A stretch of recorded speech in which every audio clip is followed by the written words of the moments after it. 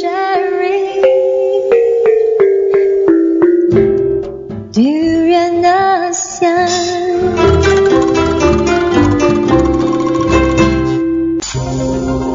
The Durian Heat, bringing big ideas and critical opinions in Southeast Asia.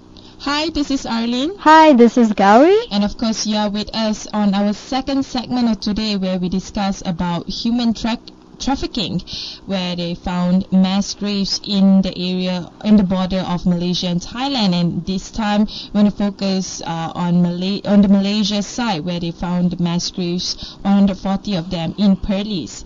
With us, of course, is Charles Santiago, Member of Parliament of Malaysia for the Klang Constituency. Hi. Hello. Good morning. Good morning. So, perhaps you can share with us a bit of the background of what is happening there in Perlis and your role in it. Well, a couple of days ago, the Malaysian authorities discovered 138 graves, including decomposed bodies of what is assumed to be migrant workers or refugees from Myanmar, namely the Rohingyas, as well as Bangladeshis. This came as a shock to most Malaysians who believe that Malaysia is a safe place, safe environment. But what they did not realize is Malaysia is a hotbed for human trafficking in the region.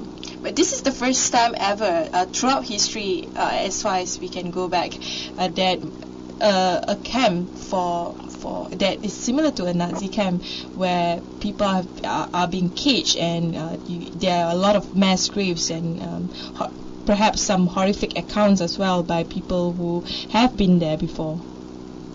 Well, certainly, as camps go, this appears to be a first time. But I think what we saw there is torture. We saw torture, we saw brutality, I think decomposed bodies. In fact, I posted some of the pictures on my Facebook, and within a period of 2.5 days, or 2 days I should say, we had 1 million hits. 1 million hits? Yeah, 1 million hits, and people just outpouring of grief, anger, and really questioning the government, what are you doing, especially in the border area, where you expect high levels of surveillance, lots of police and military presence, but in the midst of all this, you have this going on. So if people are wondering whether the government knew what was happening, or they just turned a blind eye. But is it actually possible for something like this to happen without the authorities knowing about it, or did they just know all along, but they wanted to keep it a secret and just do their own private investigations? Well, it all depends on who you talk to. If you listen to the Deputy Minister of Home Affairs yesterday in Parliament, he said that the police or the authorities did not expect human trafficking centers in the border areas because of the nature of the terrain. But if you speak to reports that are coming out from the villagers, they can tell you that they have seen Rohingyas, they have seen Bangladeshis coming to their homes and coming to their shops, asking for food, for clothing, for water, and so on and so forth. And it's interesting to note that most of the villagers had sometimes called the police, and handed over these refugees, or what you would call bonded refugees, or bonded slaves in this particular case, to the police. So the police knew exactly what was going on. The question is, why did they keep quiet? But how far back that actually this was an open secret? Well, according to the Minister of Home Affairs, he said it is these camps have been there for 5 years. Oh. Yeah, and the people have said we have seen these refugees coming to us for quite some time. Mm-hmm. So these camps have been there for some time, and that is why the minister's explanation in Parliament doesn't add up. Completely doesn't add up at all. Mm-hmm. And it's actually amounting to excusing themselves for the disaster the country is now facing. The shame that Malaysia is facing it. According to news report that our Home Minister, of course, said that Ahmad Zaid Hamidi said that he was surprised that this could happen. But are you surprised that he was surprised? I think, well, it's a bit difficult question to answer whether I'm surprised. Nothing surprises you in Malaysia anymore. But having said that, I think important to note, I think in 2007 or 2008, the non-governmental organization called Tenaga Nisa had come out of the book where it outlined how migrant workers in detention from Myanmar were trafficked to the border, and sometimes they had come back to Malaysia 2 or 3 different times. It means they were trafficked 2 or 3 different times in their life, and then they come back to the detention camps. So this notion of trafficking has been going on for some time. And then for a minister to say that he is not aware of the camps in Perlis is also running away from the problem, which actually shows that his subordinates or the reporting officers or the officers in Perlis have not been giving the federal minister the information about what is going on in that place. People knew about it, villagers knew about it, but not the police.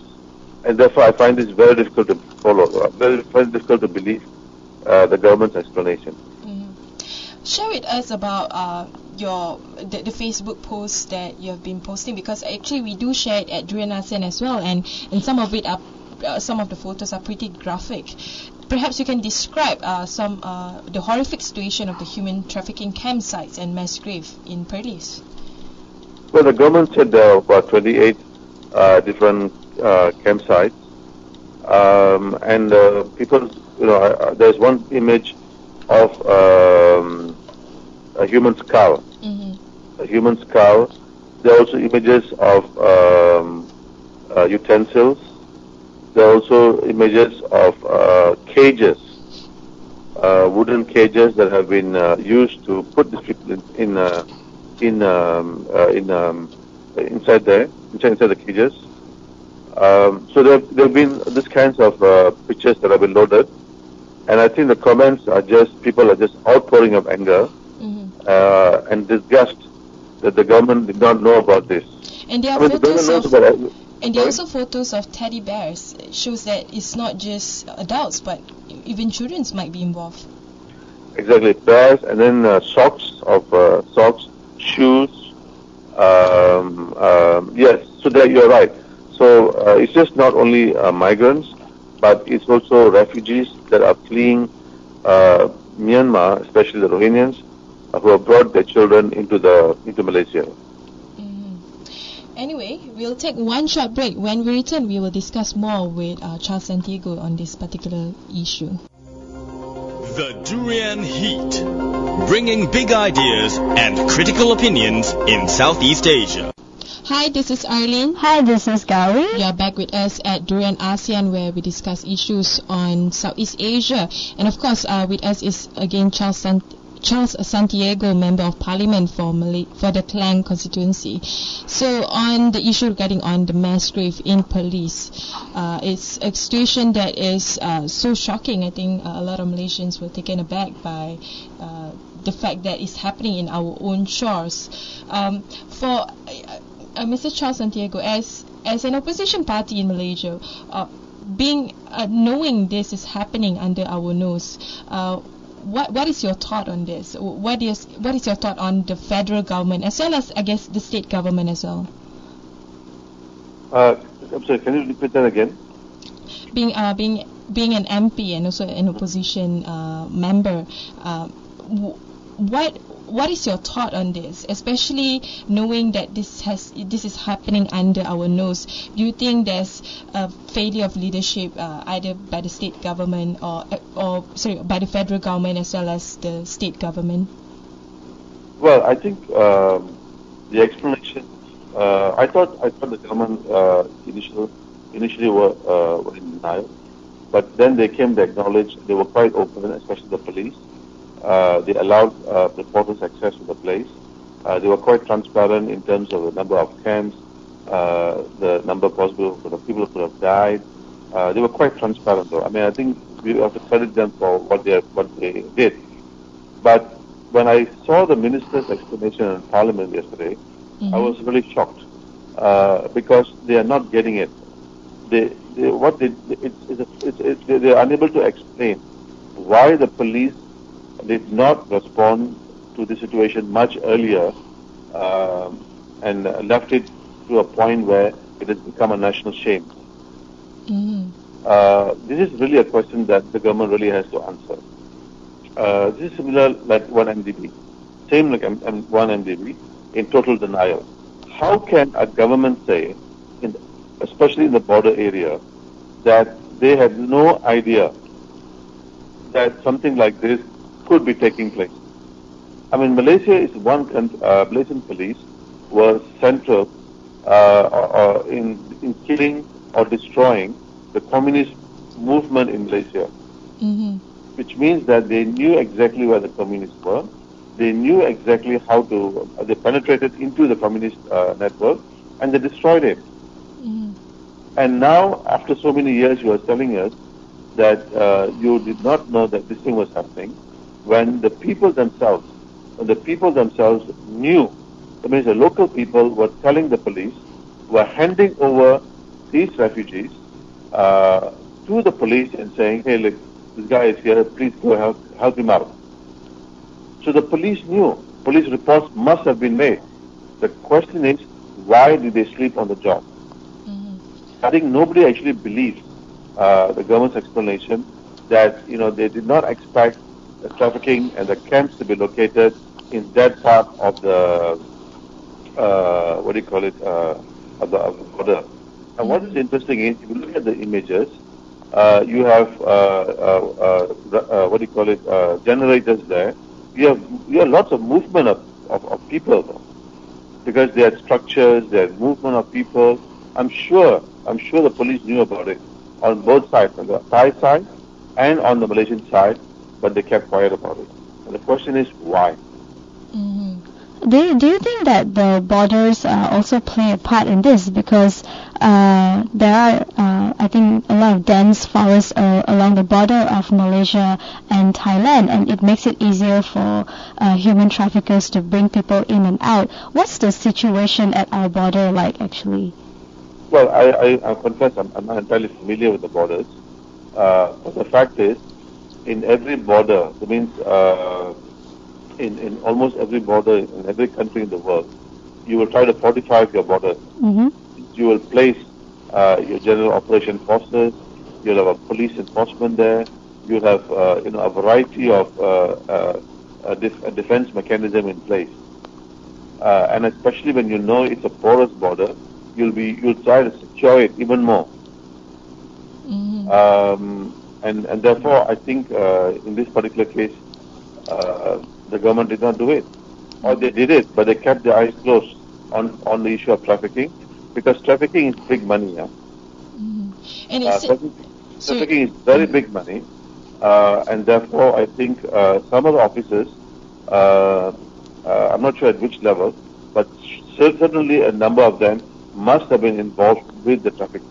And that was also the same kind of statement that was expressed by the Home Minister as well, that some internal officers internally have been involved in to help or to assist the human trafficking.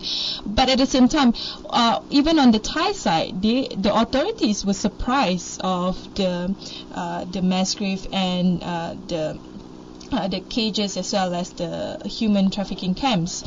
Is it because the intelligence information came too late? There's no coordination, or perhaps the transnational partnership, or I guess the police forces itself, they are not well equipped or prepared to address human trafficking cases? Well, I think both Thailand and Malaysia are familiar that their land, or both these countries, are being used by traffickers to traffic people from Bangladesh, from Myanmar and other countries. They are very aware of that. It's not news to them. They are very well aware of that. The question is, what did they do to stop it? And the answer is very little. And that is why we have this problem right now in Padang Besar, where you have death camps of migrant workers and refugees coming from Myanmar. I think the question to ask is, why did the government not do something about this or act much, much earlier? If you read the articles from a variety of papers that have come out, the local villagers, and let me say this again, the local villagers, after having given food, after having given water and whatever else that these refugees wanted, also noted that they had marks in the body. They had marks. It means people, they were beaten up. There were marks in the body, and they felt pity for them. In fact, there was one article that actually said this guy was very disoriented, and he said, "Am I in Malaysia?" So he did not know where he was going, but he was brought to the borders. But the local villagers handed them over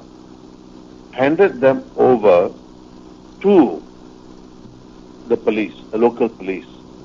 Now, I'm sure when the local police receive this, take this man in, or women in, or this child in, they must file a report. What has happened to that report? Who scrutinized the report? And why was this not reported to the higher authorities for some kind of action to take place? So why this is happening in the first place? I need to ask you, like, what's the failure? No, but this is a systemic failure on the enforcement authorities to do something about trafficking. And that is why it is important that the meeting that is taking place tomorrow in Thailand, where 17 countries will come together, including Malaysia and Thailand, where they now have to come with a binding declaration or a binding decision to smash, to once and for all get rid of trafficking in our part of the world. I think this is really important. The meeting tomorrow will talk about irregular migration, and indeed this is irregular migration, and I think what needs to happen is that this network has to be smashed. This trafficking network has to be smashed. That's number one. Number two, we have heard in the last so many days that Malaysia, Indonesia, and have gone out. That means our naval forces have gone out, our navy ships have gone out to secure, to search and rescue the boats that are still supposed to be in the waters. But till today, I've not heard of any ships coming into Indonesia as well as Malaysia. I think we need to get a sense of an update. What has really happened? What has really transpired? I'm just a bit worried that these boats would have capsized, or people would have died on the boat and they get thrown into the seas of the Andaman Islands, the Andaman Sea. So there's actually been news that there were some camps found in Thailand as well, which is why they started the whole human trafficking crackdown, and that led to the whole boat people incident. But it seems that the same thing is with Malaysia as well. We know that all this human trafficking is happening, but why hasn't the government launched any crackdown or any operation to address this? Is it just because it's big money, or are there other factors involved? Well, I think one certainly cannot rule out the issue of big money involved. That's number one.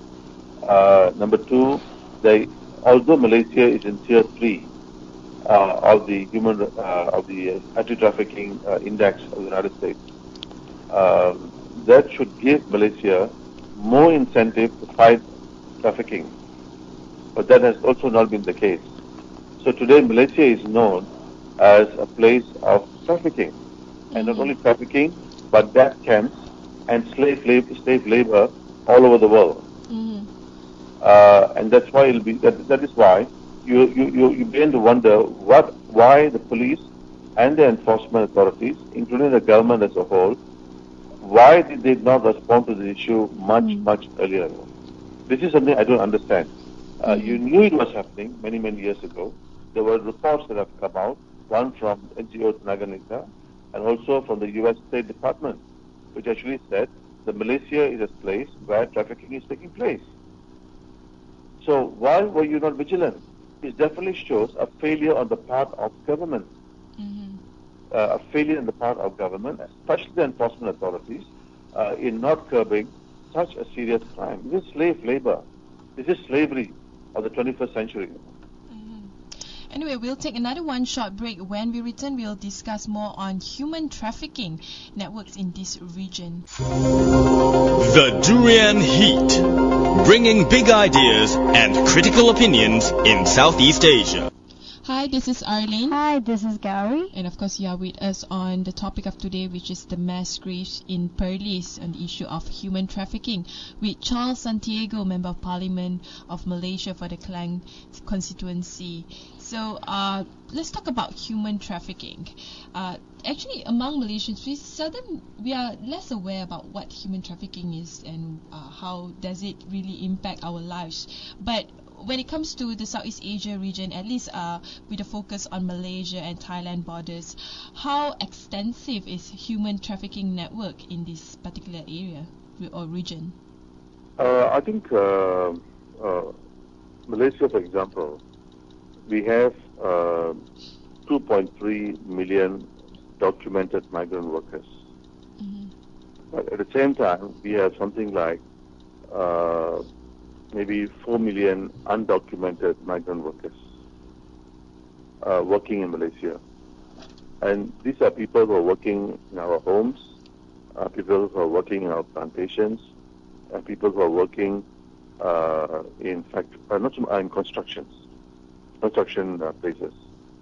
So there's a major demand in Malaysia for undocumented workers. That is why you have so many of them here working in one place or the other. So this country is fully entrenched with undocumented migrant workers. That's number one.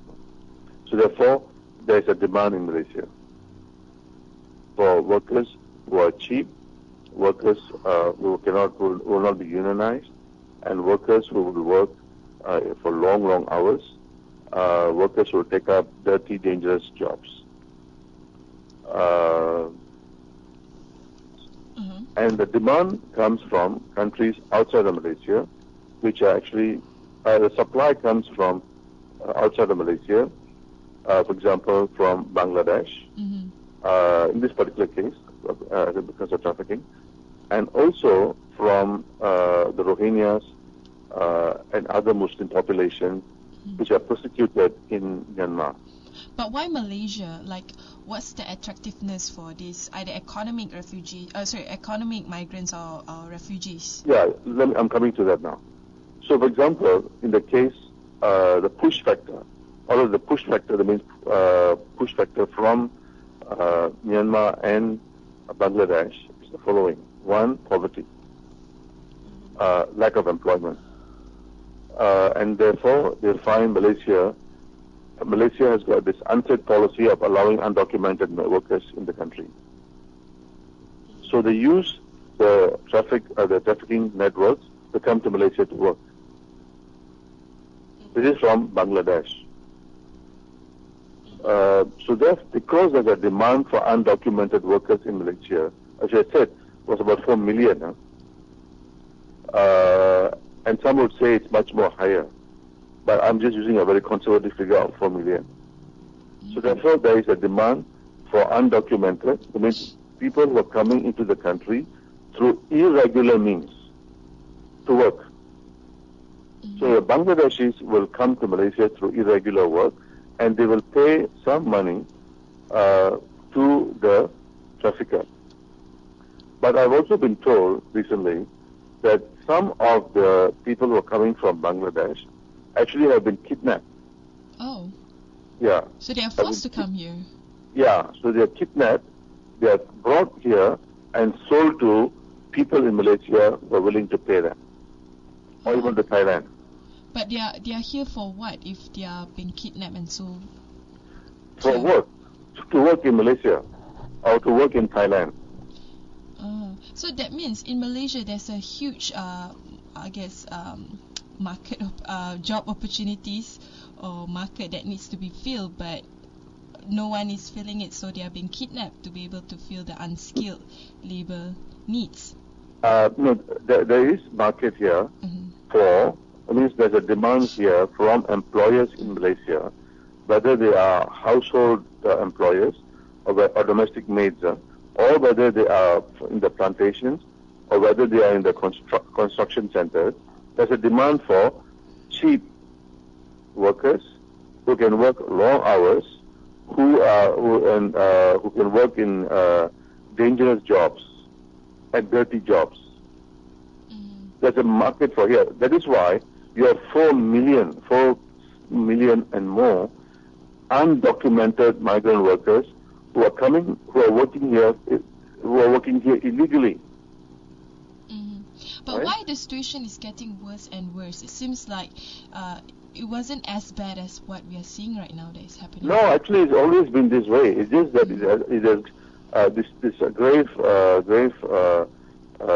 this migrant or this graves in Perlis have opened the Pandora box. It's always been this way, except that it was under wraps, it was under control. But because of the dead graves, the migrant graves in Perlis, it has opened up the Pandora box. But the people who come from Myanmar, they are not. They are people who have been persecuted in their own country. These are people who are put in internally displaced camps, for example. These are people who are not given education.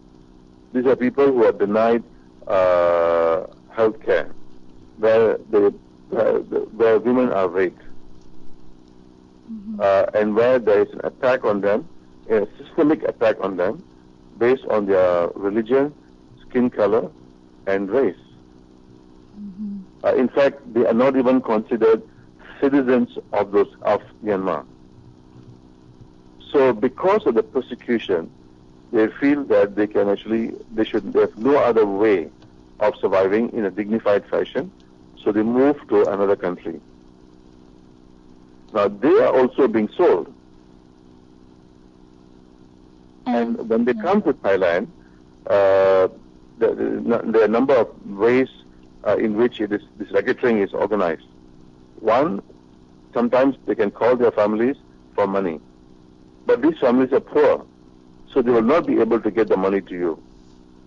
So what the trafficker will do is, the trafficker will sell you to somebody who is willing to buy your services, maybe to the fishing industry in Thailand, for example.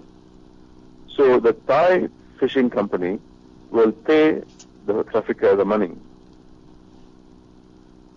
and the trafficker, the migrant is then, or the refugee is then sold to the to the fishing company, and he will work there or she will work there forever and ever.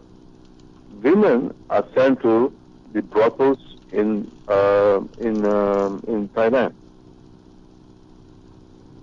for example, or they will come and work in Malaysian plantations or in the Malaysian construction sector. So somebody is buying them. But perhaps you can clarify a little bit on the kidnapping part, because if Malaysians are looking for cheap labor, then how come they are willing to pay? I'm sure it will cost a huge sum of money to pay these traffickers to bring in people. Well, it will be about 10,000 Malaysian ringgit or 7,000 Malaysian ringgit per person. And Malaysians are willing to pay. Because, remember, when these people come to work in Malaysia, chances are they are not being paid. They're just given food and accommodation. And they work in slave labor conditions. If that's the case, what have the opposition coalition done in order to push the government to address the situation? Because this is not something new to Malaysians. In our daily lives, you encounter them working as migrant workers. Exactly. Although the migration, the use of migrant workers, whether documented or undocumented, is not new. What is new is that graves in Perlis. That actually should be an eye-opener to Malaysia, that Malaysia is actually a haven for trafficking. And number two, Malaysians, both in the household, as well as in our places of work, meaning construction and plantations, are using undocumented workers, are using trafficked workers in those places. This is something that we have to get into our head. Now, this is something that the government has to do something about. Because it is the government that controls the number of people coming in, and so on and so forth. But so far, what has the opposition done, at least for the last decade, to address this situation, or at least to push the federal government to do something? I think we are very critical about the way Malaysia imports migrant workers from other parts of the world. We have said, there is a mismatch between the demand and the supply. If there are 4 million, and the government acknowledges the undocumented migrant worker is very, very high. It's extremely high. 4 million is very high. And together, if you actually put the documented and the undocumented, it's coming to about 6-7 million. Whereas the Malaysian labor force is only 12 million. So what you have is, you have depressed wages. So when the wages are depressed, Malaysian workers are finding it difficult to support their families. So in a sense that it will be something that will, at the end of the day, affect ordinary Malaysian lives. Absolutely. And the stagnation of wages is one of the keys. This is something the government knows, but does not want to do anything about it, because it is lucrative for people in the enforcement sector, including the immigration department. But I guess the elephant in the room, like what you mentioned just now, was the mass graves, which indicates the scores of political refugees and economic migrants that are coming in droves to this region, in particular Malaysia. Why Malaysian government, even during the ASEAN summit, has refused to address this critically?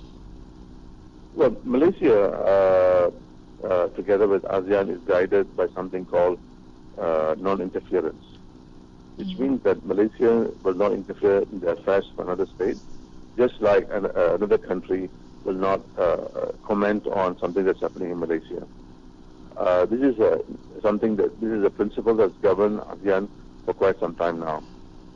So although NGOs in Malaysia and elsewhere have asked the Malaysian government to take up the issue of especially Rohingyas, the persecution with the Burmese government, Malaysia has tried to avoid it.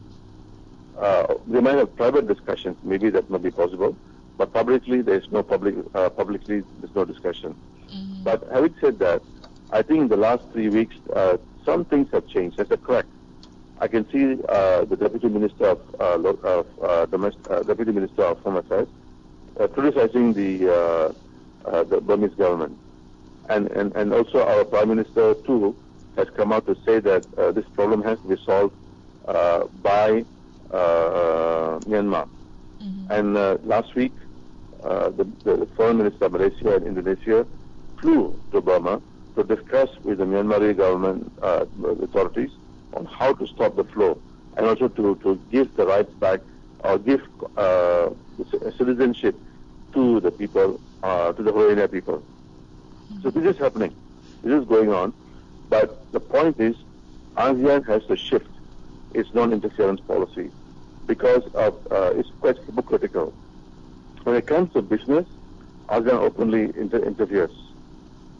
With the ASEAN Economic Community, we have the ASEAN Framework on Services, we have the ASEAN Free Trade Agreement, in which all our countries have to do a reporting mechanism. And they have to keep to the commitment they have made. Yeah, the scorecards, yeah? Yeah, a scorecard. So therefore, clearly there is intervention. Clearly there is interference. But when it comes to something like human rights, citizenship rights, problems of vulnerable communities, this one, ASEAN is very silent. I think this has to change for ASEAN truly to be fair to both the people as well as to its business community. Otherwise, ASEAN will be perceived as a pro-business arrangement as opposed to a people-centered regional bloc. We'll take another one short break. When we return, we'll talk more about the way forward to address this situation. The Durian Heat, bringing big ideas and critical opinions in Southeast Asia. Hey, this is Arlene. Hi, this is Gauri. And of course, you are with us on the topic of human trafficking and mass graves in Perlis with Charles Santiago, MP of Klang Constituency. So, to continue our discussion today, I guess, the way forward. Let's look at the way forward here, because a lot, I mean, at the end of the day, this is a transnational issue. It's not just an issue that is plugging Malaysia. So from your perspective, if there's a way that Malaysia government can still save its face in the eyes of the global community, what it should do at least in the coming months and years to address the issue, short term and long term? I think in the short term, Malaysia must be more aggressive in the search and rescue operations. I think this is important.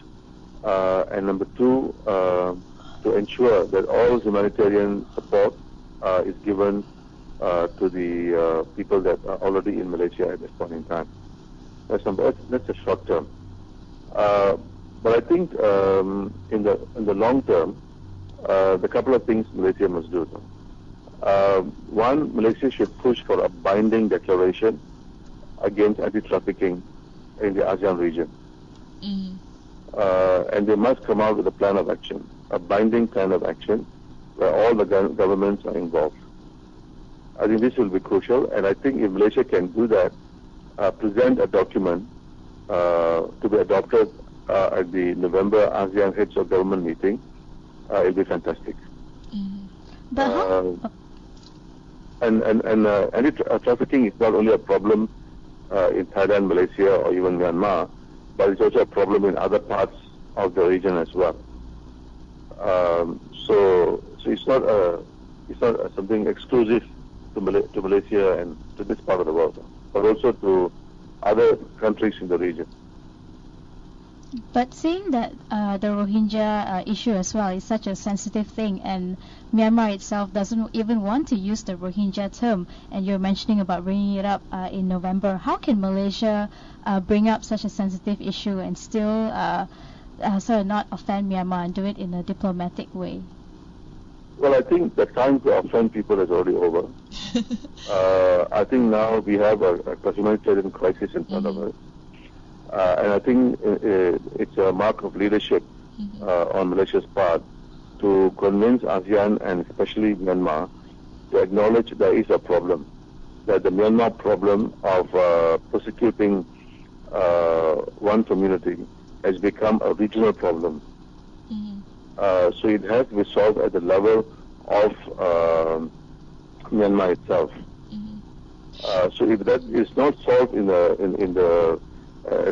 at source, this problem is going to reoccur all the time. But what about Bangladesh? Because a huge number of them are economic migrants from Bangladesh, and in fact the Bangladesh Prime Minister recently said that they are actually accusing the economic migrants for coming to Malaysia rather than seeing that it could be the failure from their side too. No, I think what the Prime Minister of Bangladesh said was, these migrants were stupid and lazy. I think this is a really unfair statement coming from a leader who has mismanaged the country. If there were jobs and sustainable jobs and jobs that can take care of families in Bangladesh, why would anybody in the right mind risk their lives, put themselves on a boat and arrive in a country they have no idea to come to work here? If everything was hunky-dory in Bangladesh. So the question must be answered by them, by their own government, that people are migrating out of their own countries either because of political persecution, a threat to life, a threat to religion, or because they don't have jobs. In the case of Myanmar, in the case of Bangladesh. So this is the push factor, and if governments don't recognize it, then they really, they're not getting it. As simple as that. So I think this has to stop.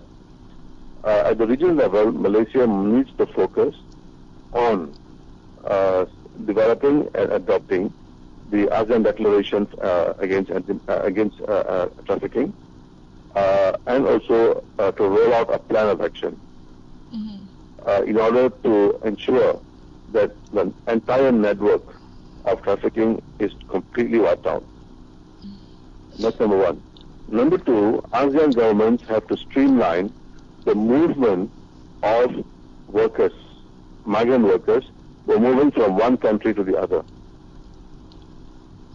So, for example, in the case of Malaysia, we have 4 million over migrant workers who are here undocumented.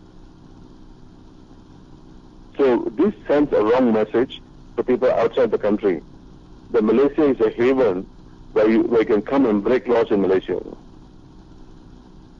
Where you can say off somebody and you'll be fine, you can stay in Malaysia. So you are sending the wrong message, the wrong signal, and this has to be managed as well. So when it comes to domestically, awareness on human trafficking is still very low. Do you think Malaysians individually can play a part in addressing the situation? Well, I think Malaysians have awakened to the notion that Malaysia is being used as a place to traffic men, women, and children. I think our newspapers are having stories, front-page stories, almost the last so many days now. So no Malaysian who's reading the newspaper, whether it's mainstream paper or whether it's in the online news, everybody knows that we are a haven and that people are dying in our land, dying in Malaysia, or killed in Malaysia, and there are graves of poor people, of poor refugees who are trafficked into Malaysia, whose bodies have been dismembered, who has been cut up, who have been malnourished, and it's happening right in our midst. This is something that we have a responsibility for. We have a responsibility to make sure that our government practices policies that are consistent to human rights principles, consistent to ILO co-labor standards, and also to push for changes not only in Malaysia but at the regional level. With that, we'd like to thank you very much for sharing such important information about what is happening on human trafficking as well as the mass grave in Perlis. Thank you, Charles Santiago. Thank you very much for having me. Thank you.